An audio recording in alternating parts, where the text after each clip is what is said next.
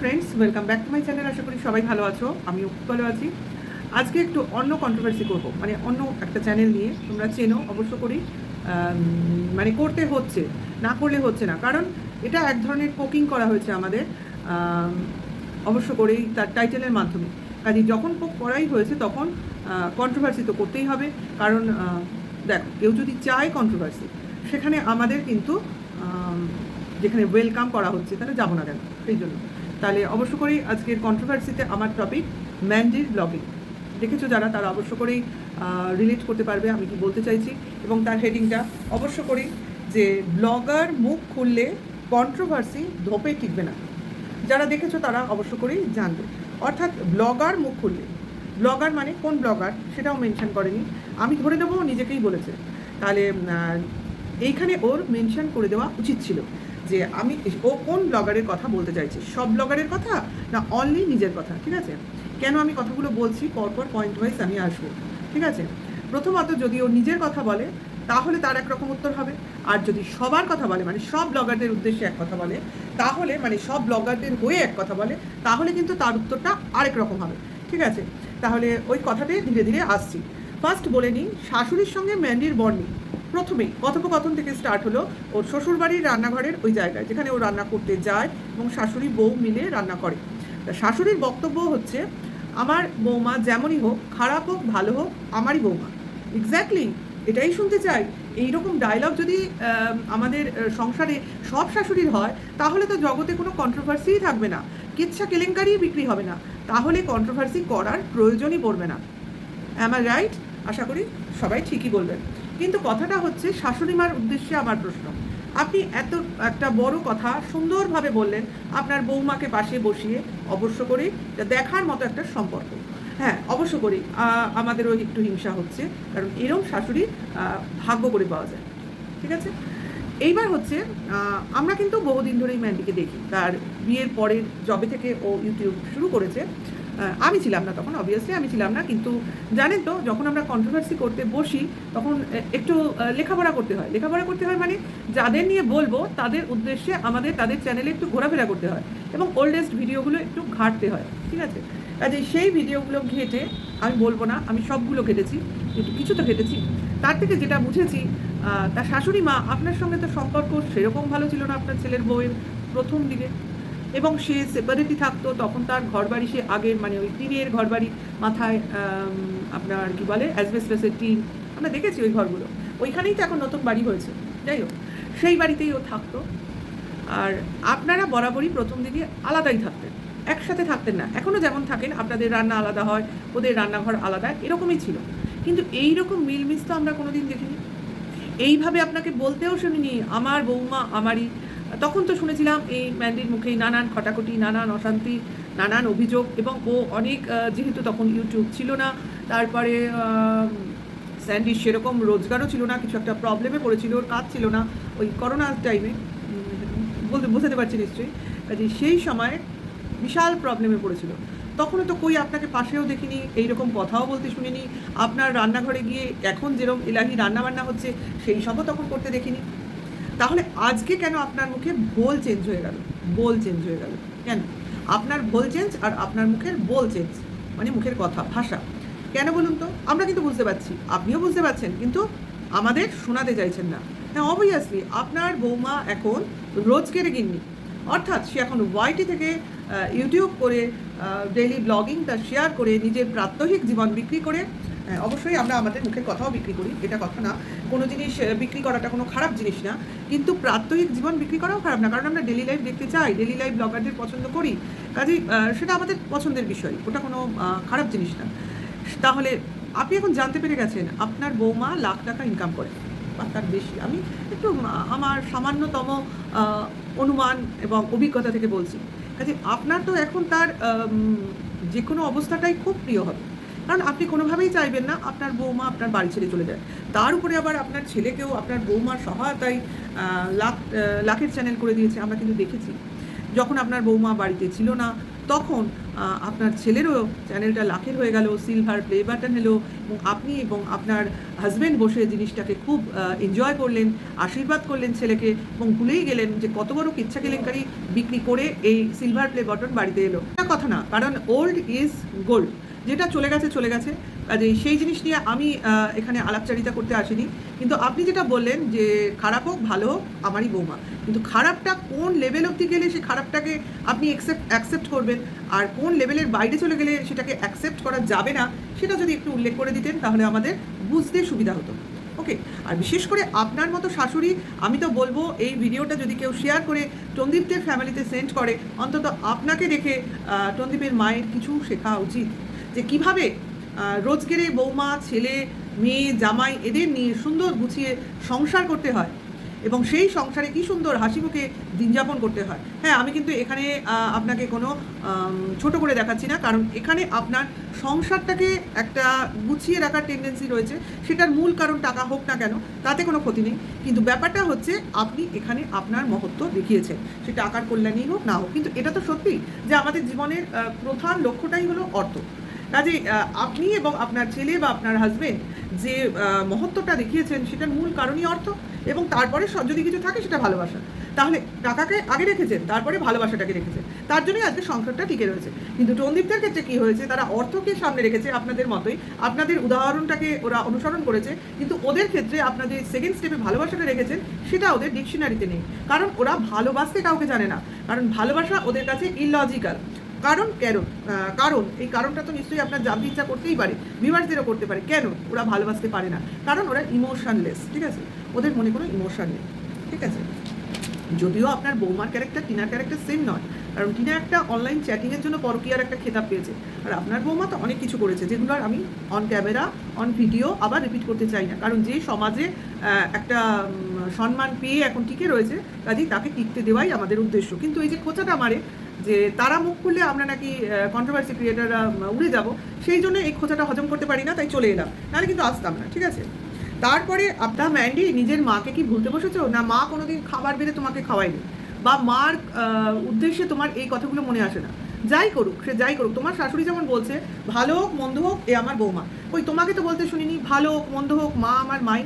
উল্টে তোমার শাশুড়ি মার সঙ্গে তোমার যে আদিকিল্লামো, এটা কিন্তু একটু দৃষ্টিকটু লাগছে। মানে বরের মাই মা আর নিজের মা কি শত্রু? সেটা তুমি নিজেই বলেছো। তোমার মতো বাবা মা, মানে তোমার বাবা মা যেরকম সেই রকম বাবা মা যেন কারণ না হয়। আমরা কিন্তু এগুলো অন ক্যামেরা ভিডিওতে শোনা ভাই, আমি কিন্তু এগুলো বানিয়ে বলছি না, কিন্তু সেটা না। কথাটা হচ্ছে তুমি যে অ্যাডাপ্টেশনটা দেখিয়েছো যে শ্বশুর শাশুড়ি, শ্বশুর বাড়ি হচ্ছে তোমার জন্মস্থান, মানে শ্বশুর বাড়িতে অ্যাজ ইফ তুমি জন্মেছো, আর শ্বশুরই তোমার জন্মদাতা পিতা, আর শাশুড়ি মাই হলো তোমার জন্মদাতা মা। কাজে যারা জন্মদাতা পিতামাতা ছিল তারা তো একজন কেলেঙ্কারি করে তোমার চোখে ভীষণ গর্বিত, আর আরেকজন তো স্বর্গলাভ করেছেন। কাজে তার মানে বংশধর হিসেবে তুমি যেটা প্রাপ্য সেই বাড়িটুকু তোমার দখলেই তুমি রেখেছো, এবং সেটাকে সাজিয়ে গুছিয়ে তোমার যে শখ সেগুলো চরিতার্থ করেছো, অর্থাৎ ইউটিউব থেকে যেসব আর্নিং তুমি করেছো সেখানে ওখানে ঢেলে ওটাকে ছবির মতো সাজাতে চেষ্টা করেছো। যদিও তোমার বাবা জীবিতকালীন তুমি এই চেষ্টাগুলো করো। কেন করনি? কারণ তখন ভেবেছো বাবা আছে, সেখানে তোমার ফুল অধিকারটা সেইভাবে তুমি দেখাতে পারবে না। কাজে যখন তোমার অধিকারের সমস্ত জিনিসটা আসবে তখনই তুমি তোমার অধিকারটা চরিতার্থ করবে, মানে শখটা মেটাবে। ওকে, এটাকে বাজেভাবে নিও না, এটা হচ্ছে আমাদের দেখার দৃষ্টিভঙ্গি। ওকে, এবার শাশুড়ি মার হাতের খাবার খেতে তোমার ভীষণ ভীষণ ভালো লাগে। মানে তুমি বেড়ে হয়তো সবাইকে দেবে, কিন্তু তোমাকে বেড়ে দেবে তোমার শাশুড়ি মা। মানে এবার থেকে আমার তো মনে হয় তুমি শাশুড়ি কথাটা তুলেই দাও, তোমার মা বলেই ডাকা উচিত। মানে অনেক সংসারই ডাকে, কিন্তু মা মা বলেই ডাকে, তুমিও বোধহয় ডাকো, তাই না? যে আমরাও ভাবছি এখন থেকে তোমার শাশুড়ি বলাটা ছেড়ে দেবো, বলবো যে তোমার মা বা বরের মা বা স্যান্ডির মা, এরকম করে বলবো না। শাশুড়ি বললে অনেকটা পর লাগে, আর মা বললে সে অনেকটা নিজের হয়। যদিও তোমার নিজের মা তোমার কাছে অনেক দূরের মানুষ, তাকে তুমি সামান্য হয়তো অর্থ সাহায্য করো, কোনো কন্ট্রোভার্সি ক্রিয়েটারের হাত দিয়েই করো, কারণ এই কন্ট্রোভার্সি ক্রিয়েটার ছাড়া তোমার কোনো গতি নেই। সে তুমি চ্যানেল গ্রোই বলো, বা কাউকে টাকা পাঠানোই বলো, বা কোনো কিছু আদার্স সাহায্যই বলো, এই কন্ট্রোভার্সি ক্রিয়েটারদের সঙ্গে মনে হয় তোমার যোগাযোগ একটা রাখতেই হয়।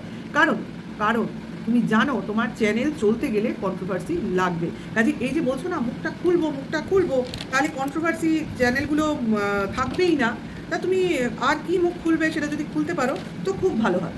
তা ব্লগিং চ্যানেল যেগুলো বলেছো সেটার পাশে নিজের চ্যানেলের নামটা বসিয়ে দিও, তাহলে বুঝতে সুবিধা হবে। কারণ আদার্স যেসব ব্লগিং চ্যানেলগুলো আছে তাদের সঙ্গে কিন্তু তোমাদের কোনো মিল নেই, মানে তাদের চ্যানেলের যে বৈশিষ্ট্যগুলো তোমার চ্যানেলে কিন্তু নেই।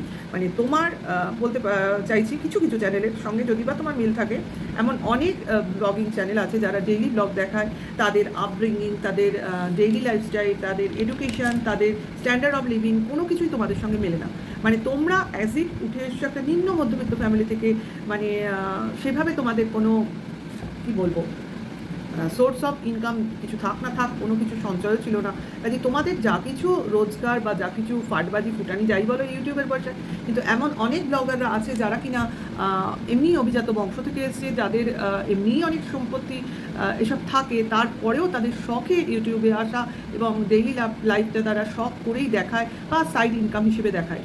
কাজেই সেই সব চ্যানেলগুলোর সঙ্গে নিজেদের ব্লগিং চ্যানেলটা গুলিয়ে ফেলো না, কারণ তাদের চ্যানেলগুলো গ্রো হয়েছে তাদের ডেইলি লাইফের উপর বেস করে এবং একটা তার মধ্যে ক্লিয়ার ইমেজ থাকে।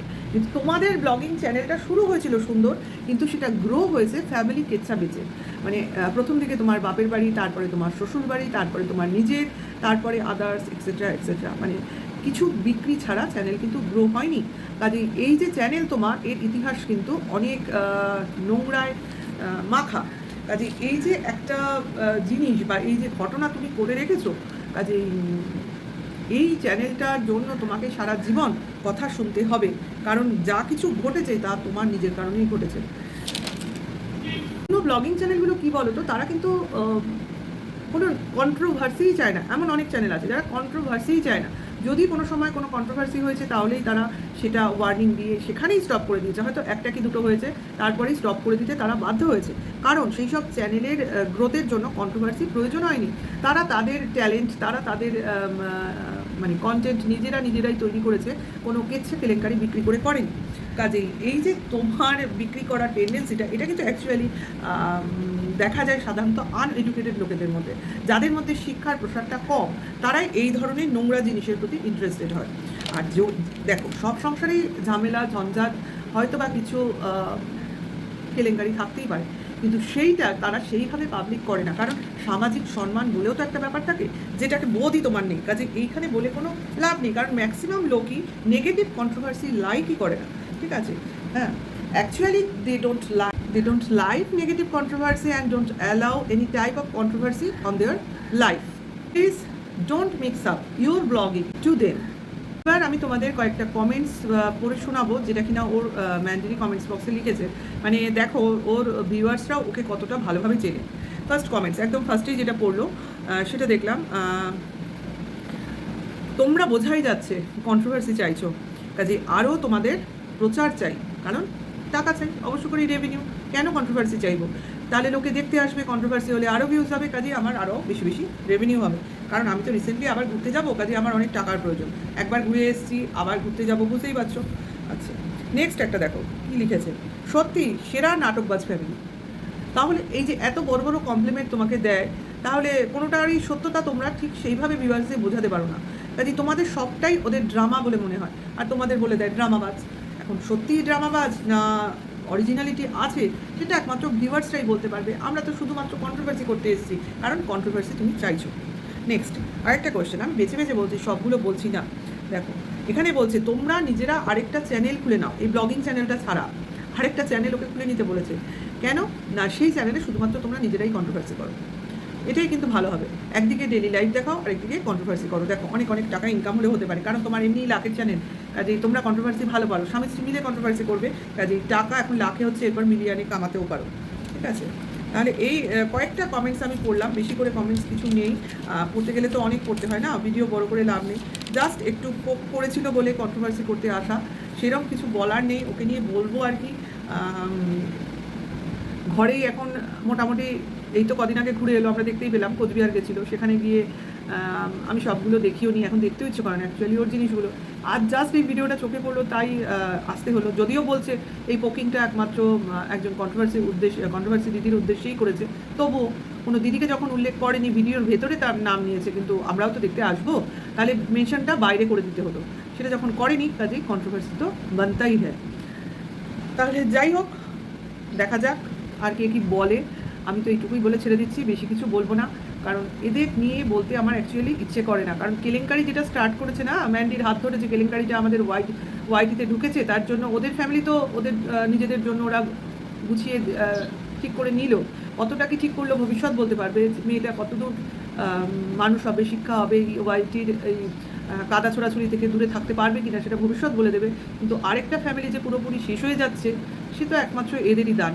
সেই জন্য এই ফ্যামিলিটাকে আমি কোনো দিনই ক্ষমা করবো না, কোনো দিনও না। আমার একটাই কথা, তোমরা যা ইচ্ছা করো, যা ইচ্ছা করো, ফ্যামিলির ভেতরে কী হচ্ছে আমরা ঢুকে দেখতে যাব না, যদি না তোমরা ইউটিউবের পর্দায় এনে দেখাও। বুঝতে পারছো? এটা হচ্ছে একটা অনলাইন প্ল্যাটফর্ম, একটা ইন্টারন্যাশনাল প্ল্যাটফর্ম, সেখানে তুমি মেসেজটা কি দিচ্ছ, তোমার জন্য আরেকটা ফ্যামিলি প্রভাবিত হয়ে সেই রাস্তায় চলতে গিয়ে আজকে একটা বাচ্চার জীবন বিপন্ন। তাহলে এই দায়টা কে নেবে? কে নেবে এই দায়টা? এর দায়টা তোমারই নেওয়া উচিত, কারণ তোমার রাস্তাতেই ওরা হেঁটেছিল, এটা ওদের ভিডিওতেই আছে, প্রমাণিত আছে। জানি না ভবিষ্যতে কে কিভাবে কাকে টানবে, কিভাবে টানবে, কিন্তু আমার মতে আমি যদি বিচারকের জায়গায় থাকতাম, এদের তো টানতামই, এদের আমি টানতামই। কারণ তোমরা যেটা ওয়াইটিতে ছড়িয়েছো, তোমরা যে নেগেটিভিটিটা ছড়িয়ে দেখিয়েছো যে এই জিনিসটা বিক্রি করে পয়সা আসে, তার দ্বারা কিছু লোক তো আছেই, সবাই যে শুভবুদ্ধি সম্পন্ন হবে এমন তো নয়, লোকের দুর্বুদ্ধি তো বেশি থাকে। তাহলে সেটা দিয়েই একটা ফ্যামিলি শেষের পথে, যে এরাও পানিশমেন্টের লিস্টে থাকা উচিত এদের। যাই হোক, ভিডিওটা আমি এখানেই শেষ করছি। যদি ভালো লাগে তাহলে লাইক, কমেন্ট, শেয়ার করো, ভিডিওটা দেখো, আর নেক্সট ভিডিও ওয়েট করো অবশ্য করে। Tata, by.